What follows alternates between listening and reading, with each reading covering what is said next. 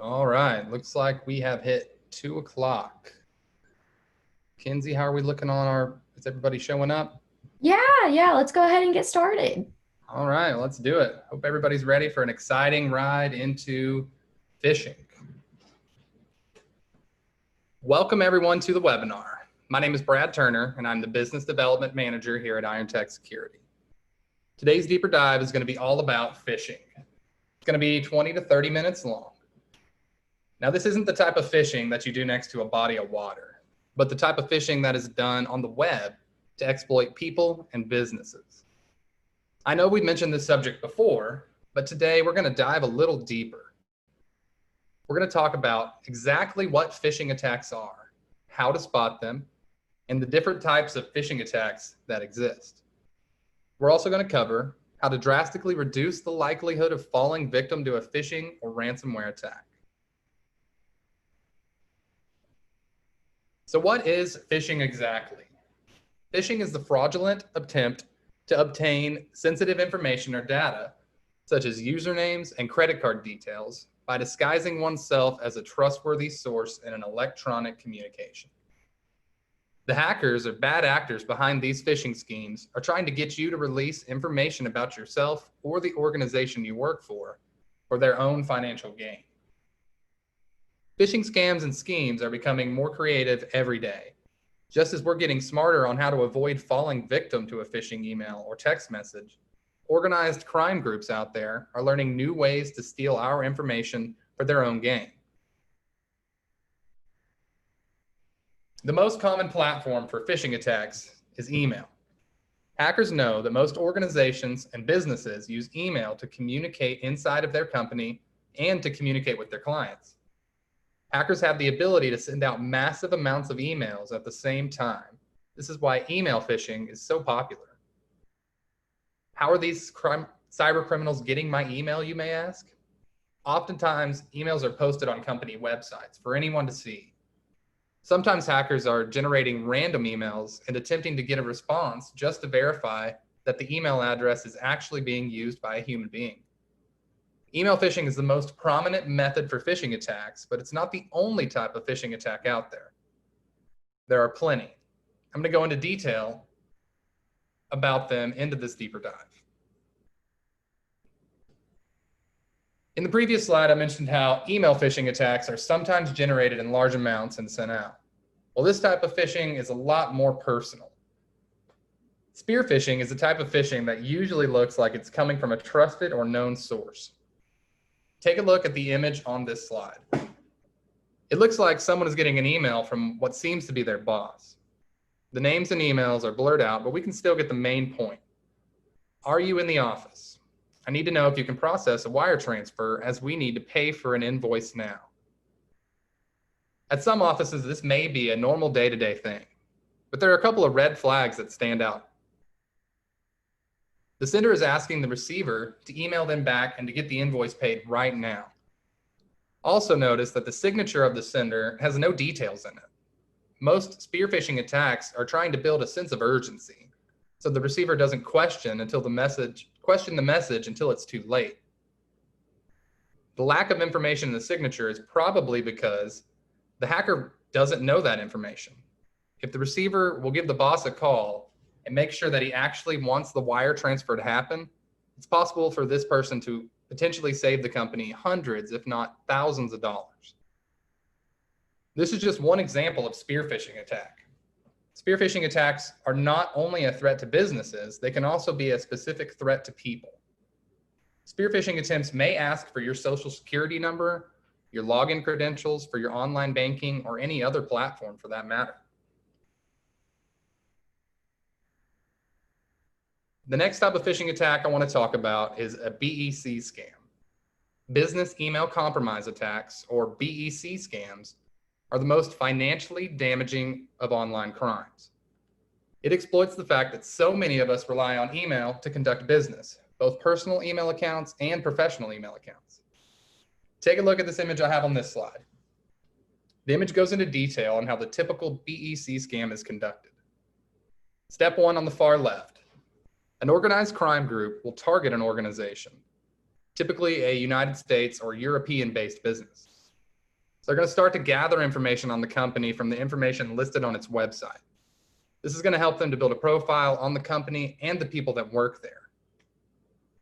Step 2, spear phishing emails or phone calls target company officials.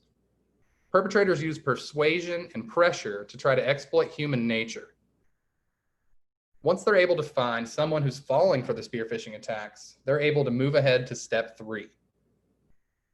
The victim is convinced he or she is conducting a legitimate business transaction. The unwitting victim is then provided wiring instructions or some other type of money exchange instruction. Step 4, the money that victim is going to transfer is going to be stolen by an organized crime group, never to be seen again.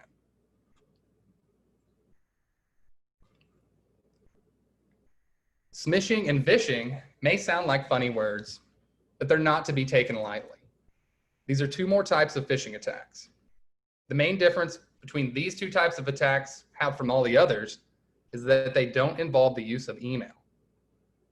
Smishing involves criminals sending text messages, very similar to the content in email phishing attacks.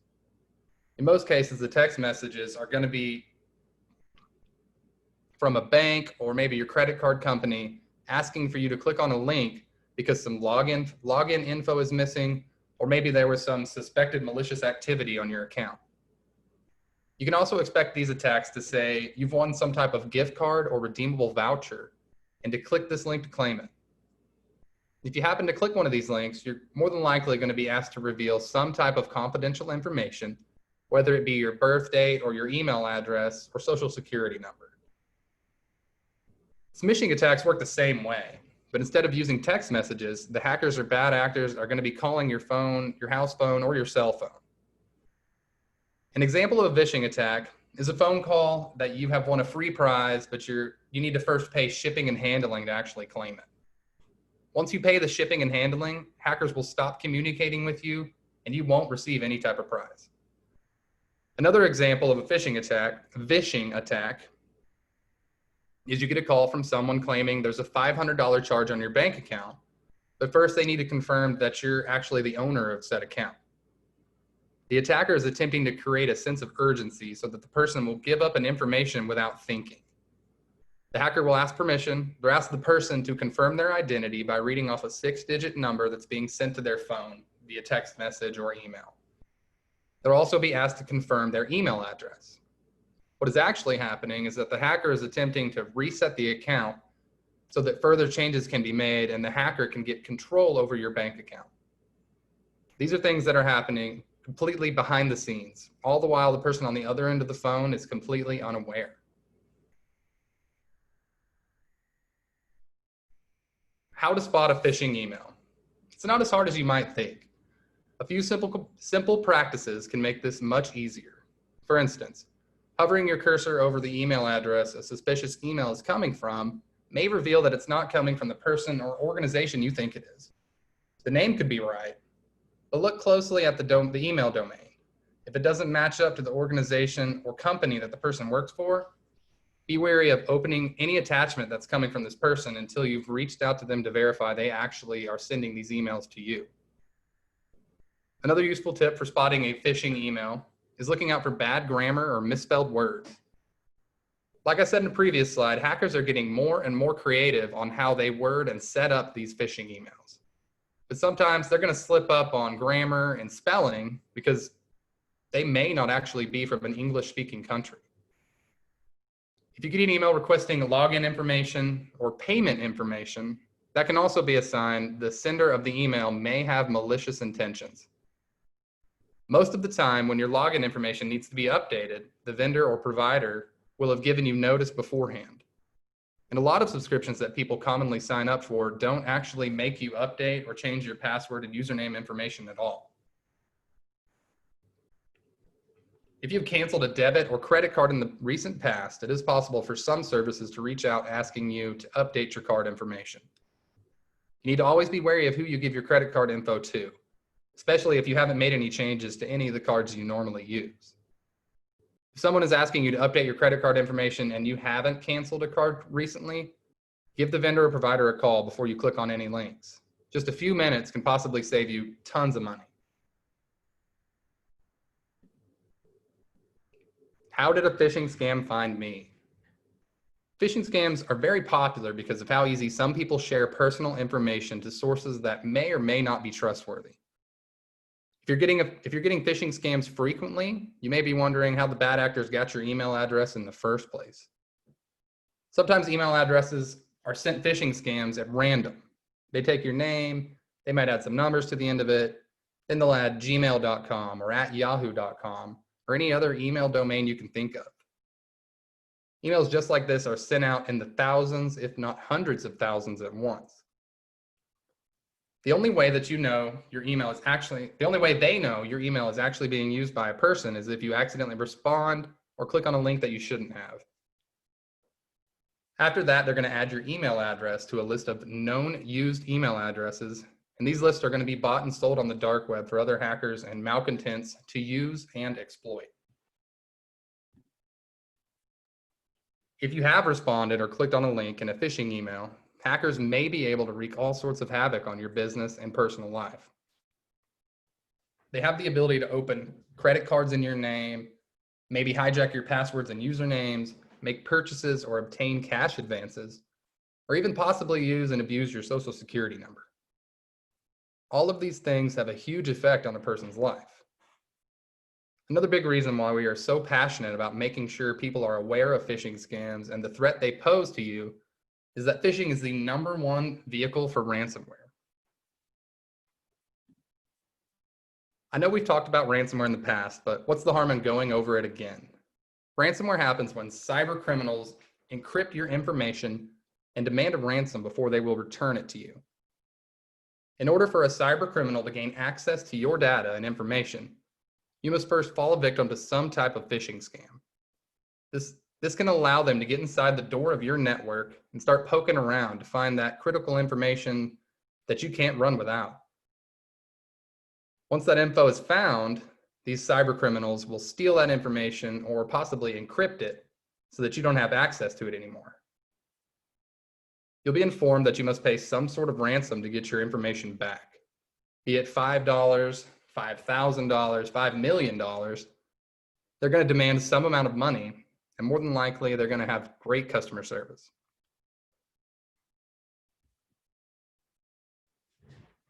An example of a ransomware attack that happened recently took place in June of this year in Florence, Alabama. A hacker was able to gain a foothold into the city network using the username of the city's IT manager, ironically. Shortly after the foothold was established, attack was launched from another group of cyber criminals. They were able to shut down the city's entire email system. This information came from the mayor, Steve Holt. The group was able to simultaneously compromise networks belonging to 4 other victims within an hour of Florence, Alabama, including a municipality.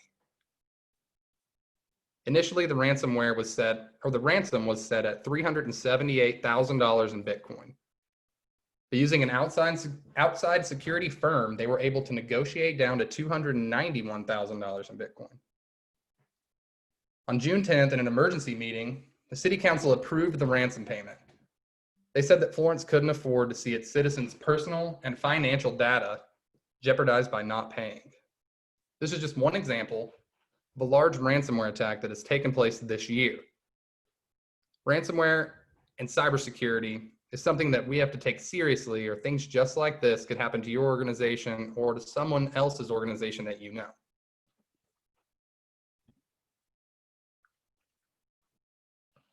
How can I protect myself from phishing? First of all, don't provide personal information to anyone unless you're 100% sure that that source can be trusted. Make a habit out of calling to verify that an email or text message is really coming from the organization it claims to be. Another great way to protect yourself or your organization from phishing is to use a security vendor like us here at IronTech.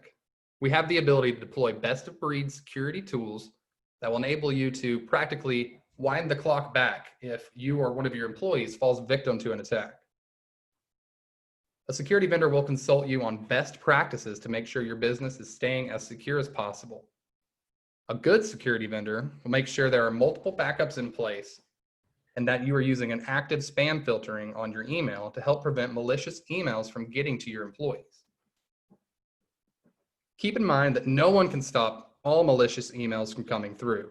This is why all employees should be taking part in continuous cybersecurity training to keep them up to date on possible threats and things to look out for. Do your employees know how to spot a phishing email? Did you know that 97% of people in the world cannot identify a phishing email? I want to repeat that one more time.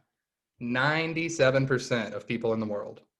That percentage is way too high.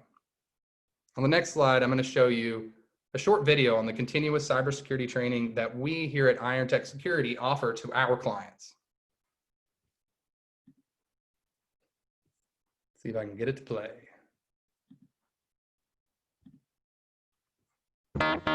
Humans cause data breaches. IBM found that 95% of all data breaches are caused by human error. That is shocking. It shows that companies need to do more than just install firewalls and antivirus. Humans make mistakes. Your employees are getting emails from Nigerian spammers and they are clicking on links. They are getting fake emails from banks and logging into fake websites. They are using public Wi-Fi and logging into social networks and having their passwords stolen. They are using the word password or 123456 for their network passwords. They are leaving laptops in their car and having the laptops stolen. They are sending personally identifiable information, such as credit cards, social security numbers, and banking information via email. They are using personally owned smartphones and laptops without securing the devices. How do we know your employees are doing all these dumb things? We hear it every day. Humans need security training. Your employees need security training to stop making mistakes. Your employees need to know how to spot a phishing scam. They need to know how to use strong passwords. They need to know about physical protection of mobile devices, and they need to understand the risk of sending confidential information via email. PII Protect makes it easy. Our training is concise, engaging, and makes it easy for employees to understand the risk of data breaches and how to avoid them. Unless you have been living under a rock, you are probably worried about data breaches. Now you can address 95% of the cause of data breaches, employees making mistakes. Sign up today for our PII Protect security training and start providing security training to your employees.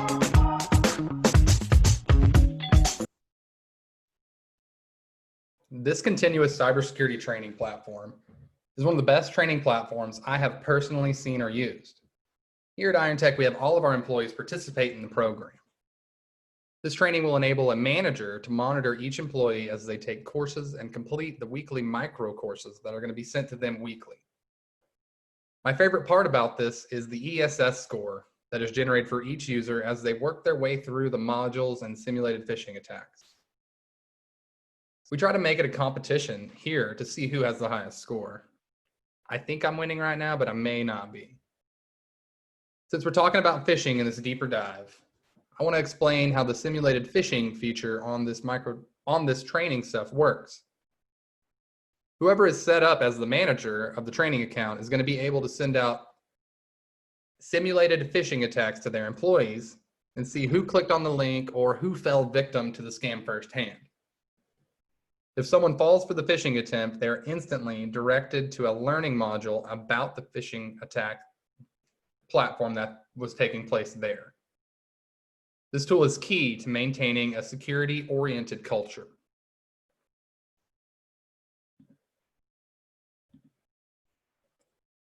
As I'm nearing the end of today's deeper dive virtual event, I highly suggest that if you haven't already scheduled and completed a free security assessment, to get with us and have one scheduled and put on the calendar now.